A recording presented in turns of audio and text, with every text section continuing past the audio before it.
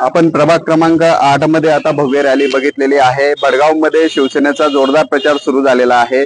आपण जर बघितलं तर भडगाव नगरपालिकेमध्ये शिंदे सेना विरुद्ध भाजपशी सहलढत आपल्याला पाहायला मिळते आहे। आणि या संपूर्ण प्रचार मध्ये स्वतः आमदार किशोर पाटील हे नेतृत्व करत आहेत आणि ते आपल्या सोबत आहेत। आप्पासाहेब, भडगाव मध्ये आपण बघितलं तर जनतेचा प्रचंड प्रतिसाद आपल्याला मिळतो आहे। काय नेमकी परिस्थिती आहे?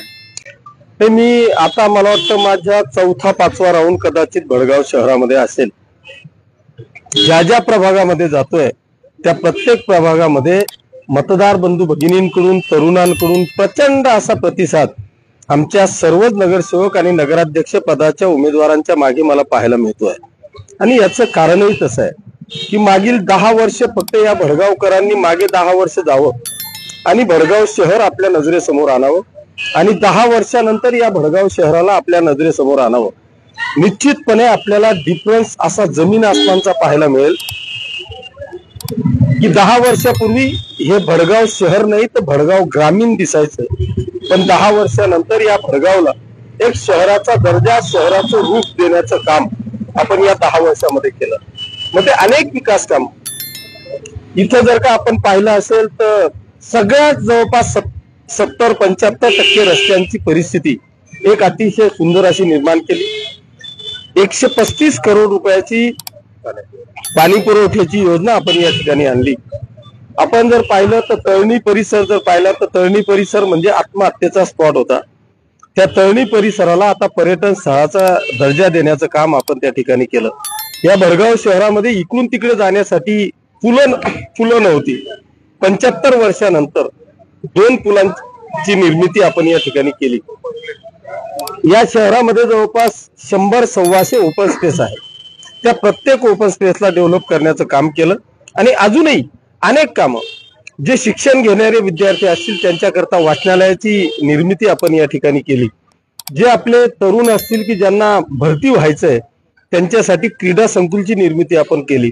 असे अनेक कामं मी तुम्हाला दाखवू शकेल। त्याच्यामुळे मला या शहरातल्या जनतेवर प्रचंड असा विश्वास आहे की ही जनता नेत्यांच्या मागे नाही तर खऱ्या अर्थाने हिंदू हृदय सम्राट बाळासाहेब ठाकरेंनी जे नगरसेवक म्हणून पद निर्माण या महाराष्ट्रामध्ये केलेलं आहे तर त्या जनतेची सेवा करणाऱ्या खऱ्या सेवकाला न्याय देण्याचं काम, विकासाच्या पाठीमागे उभं राहण्याचं काम, सुखादुःखात अर्ध्या रात्री आपल्या पाठीशी खंबीरपणे उभं राहणाऱ्या नगरसेवकाला निवडून देण्याचं काम या भडगाव शहरातली जनता करेल असा मला ठाम विश्वास आहे।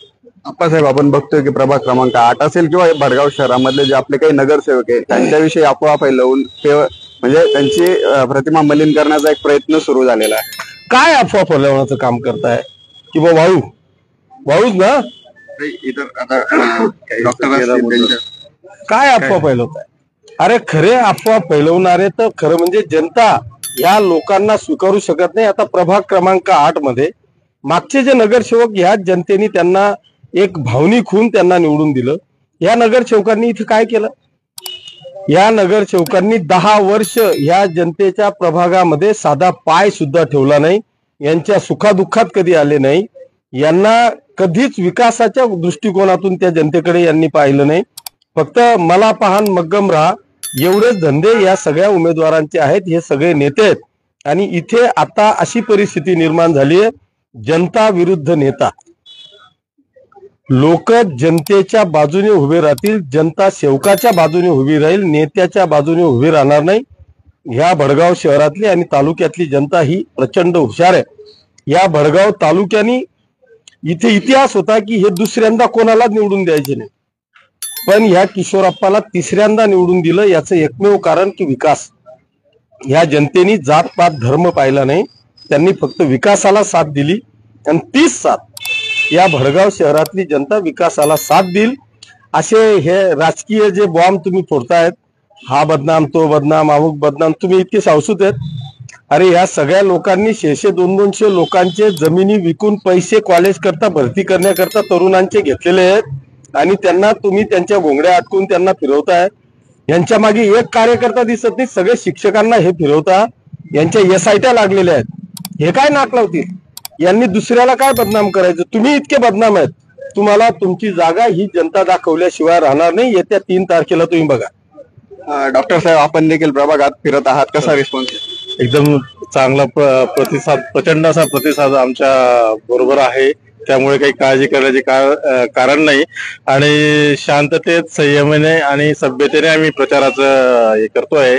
आणि विरोधकांनी जर काही अफवा जास्त म्हणजे या प्रकारच्या अफवा पसरवल्या तर आम्ही त्यांना वार्डात फिरणार नाहीत, अशा पद्धतीने त्यांचे बदनामीकारक आम्ही हे करू शकतो. परंतु संयमाने आम्ही शांततेने चाललोय आणि काही बदनामीचा विषय नाही. समोरचे किती बदनाम आहे हे पूर्ण प्रभागाला माहिती आहे, त्याच्यावरती सांगण्याची गरज नाही. दादा, आपण बघतोय की चांगला रिस्पॉन्स मिळतो आहे. एकंदरच भडगावची जी जनता आहे, जसं आपण म्हटलं, विकासाच्या बाजूने उभी राहिलेली आहे. काय वाटतंय, आपण इतक्या दिवसापासून प्रचारात सक्रिय? भडगाव शहरात असं झालंय की जनता विकासाच्या सोबत आहे आणि त्याच्यामुळे आप्पासाहेबांनी इतका विकास केलेला आहे की भडगाव शहराची जनता म्हणते की नगर विकास मंत्री एकनाथराव शिंदे आहेत, आमदार किशोरप्पा पाटील आहेत, मग नगरपालिका बी आप्पांच्याच ताब्यात पाहिजे, तेव्हा विकास अजून जोरात होईल. नाही तर आपण जर दुसऱ्याच्या ताब्यात सत्ता दिली तर लोकांचं असं म्हणणं आहे की ती 5 वर्ष परत आपण मागे चालल्या जाऊ. त्याच्यामुळे भडगाव शहरातील जनता इतकी हुशार आहे की ती विकासाच्या सोबत आणि आप्पासाहेबांच्या सोबत नक्कीच आहे. त्याच्यामुळे काही चिंता करण्याची गरज नाही. आपण जर बघितलं तर भडगावची जी जनता आहे ही आप्पासाहेबांसोबत आहे. निश्चितच आप्पासाहेबांना साथ देईल अशी एक अपेक्षा या ठिकाणी सर्व उमेदवारांनी आणि स्वतः आमदार महोदयांनी व्यक्त केली आहे.